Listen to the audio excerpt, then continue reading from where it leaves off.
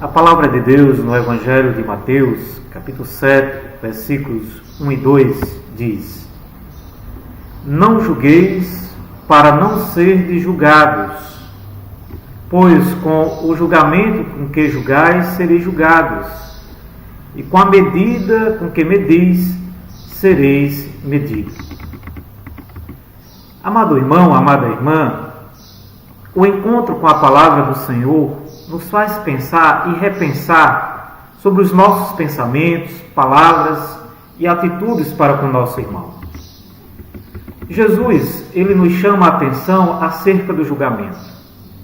Não julgueis para não serdes julgados. Ao escutar este mandamento de Jesus, recordo-me de uma história que nos permite compreender como é o ato de julgar. Numa época em que tudo ou quase tudo era novidade, existiam 3 pessoas que nunca tinham visto um espelho. O esposo de uma delas foi trabalhar em São Paulo. Depois de um longo período de trabalho, resolveu mandar um presente para a esposa. Foi ao shopping da cidade e se deparou com um espelho. Porém, sem saber o que era, olhando para o mesmo, disse: "Que pintura bonita! Deve ser de um artista muito famoso." Sem demora, comprou o espelho e enviou a sua esposa. Ao receber o presente, ficou muito feliz.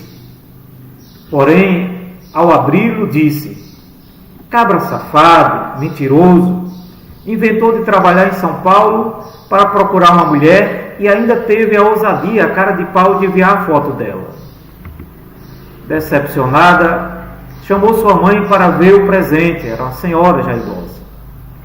Ao olhar no presente, ao olhar no espelho, disse sua mãe: "É verdade, minha filha, mas não se preocupe, porque além de ser velha, é feia." A história desses 3 personagens não morreu no passado, mas continua ainda hoje. Esse homem que se encantou com a sua própria imagem, ele continua vivo dentro de nós quando temos olhos para perceber somente nossas próprias qualidades. Dentro de mim e de você, essas 2 mulheres continuam vivas quando diante do espelho, que é o irmão, imagem e semelhança de Deus, não somos capazes de reconhecer sua beleza, sua bondade, mas somente os seus aspectos negativos, seus erros. Essas 2 mulheres continuam a falar em nós quando julgamos os sentimentos e intenções contidos no sagrado interior daqueles com os quais partilhamos a nossa existência. Não precisa forçar nossa memória, mas quem não já emitiu um julgamento falso a respeito do seu irmão? Quem nunca proferiu sentenças condenatórias contra o outro que fracassou? Nem sempre nós permitimos que o irmão caído tenha outra chance, mas pelo contrário, nós nos autodenominamos juízes dos irmãos. Colocamos esses irmãos no banco dos réus, emitindo contra eles a mais dura sentença. O julgamento é uma arte maligna que fere, que agride, que rebaixa a minha dignidade e a do outro, e ela transgride a lei maior, que é o amor. Quando julgamos, nós tomamos para si a posição de Deus, pois somente Ele pode julgar.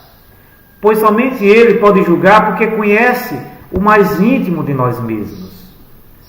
O apóstolo Tiago diz na sua carta, no capítulo 4, versículo 12: "Só há um legislador e juiz, a saber, aquele que pode salvar e destruir. Tu, porém, quem és para julgar o teu irmão? Quem somos nós para condenar o irmão pelos seus defeitos, quando muitas vezes aquilo que nós percebemos e condenamos no outro é a nossa própria imagem que desconhecemos ou não queremos aceitar?" O verbo julgar não deve pertencer ao dicionário do cristão e jamais deve ser conjugado na sua vida. O julgar não deve ser a nossa especialidade de cristãos.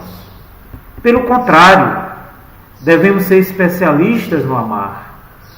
No amar que é capaz de aceitar o outro, mesmo com seus defeitos, sem jamais condená-lo. Que o Espírito Santo, aquele que conhece o mais íntimo da pessoa humana, ele nos faça ver os irmãos com os olhos de Deus, que não condena, que não julga, mas que, sem preconceitos, acolhe a todos em sua misericórdia. Você, meu amado, é capaz de perceber as qualidades dos irmãos ou é apenas aquele que só vê os defeitos? Qual o seu tipo de olhar? É um olhar acolhedor, misericordioso, ou um olhar preconceituoso, um olhar punitivo? Você tem julgado o seu irmão? É preciso que cada um responda essas perguntas. Lembrando sempre, nós não temos o poder de condenar ninguém, porque só Deus é o juiz.